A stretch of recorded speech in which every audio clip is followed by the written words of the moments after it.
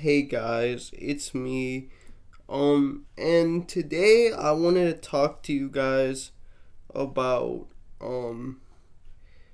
something from my neighborhood, my hood where I grew up in. As you guys know, I grew up in like West Florida, and not in a place that was like a big town or a big city. I wouldn't consider it urban. There are hoods, if you don't know, that are like within semi-suburban places where like the demarcation is really clear, usually because things are a lot cleaner. And like for example, like in my neighborhood, I don't know if you all have experienced this, but there would just be random tires thrown on the ground, and there would be like random glass and stuff like that, or it was just so dirty. Literally, no one cared. But yet, like a few miles down the road, if you went to the gated communities, aka the rich white communities, and keep in mind I lived in like a predominantly white hood.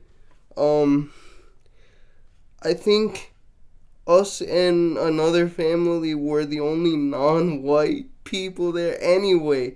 But yeah, and that's what I want to talk about today. Because as I've also mentioned before, most of the people living in our neighborhood, being that they were documented, unlike us, they eventually moved out. Even the few black families that live there, that would still happen. And again, it was a matter of them having greater support because they were documented and being able to take advantage of services and stuff like that we didn't have anyway. So one of the houses that was, I assume, being rented by a neighbor of ours, when they left, it was just like no one was buying it, no one was taking care of it, no one was renting it, and it was just left to dilapidate. And eventually people came and painted over it. People came and they broke the windows, and eventually it was totally condemned for living. But my brother and I used to love hanging out at that house.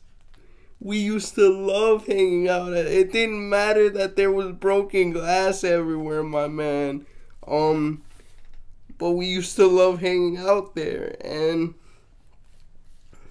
we would, or obviously I couldn't lay in the grass, but my brother, I would go with him, and he would lay out in the grass, and, we would just talk.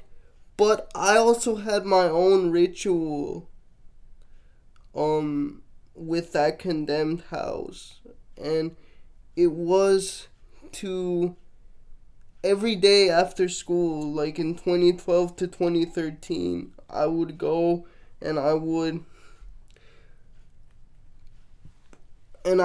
sit at that abandoned house, and I would just listen to music on my crappy little, the phone I had was a dumb phone.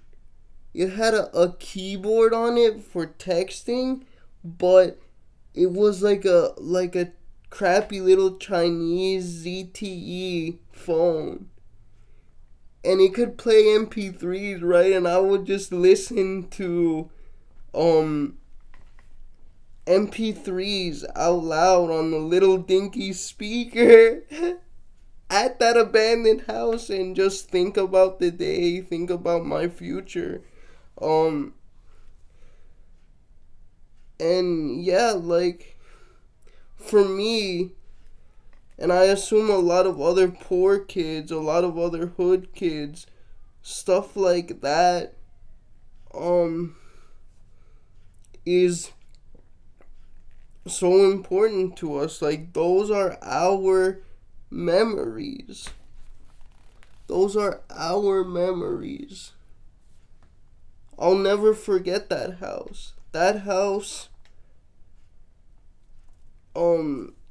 was an important part of my development, and making me want to listen to Marvin Gaye, because that's what I would listen to. I would listen to What's Going On every single day I would do that. Anyway, thanks for indulging me in some nostalgia.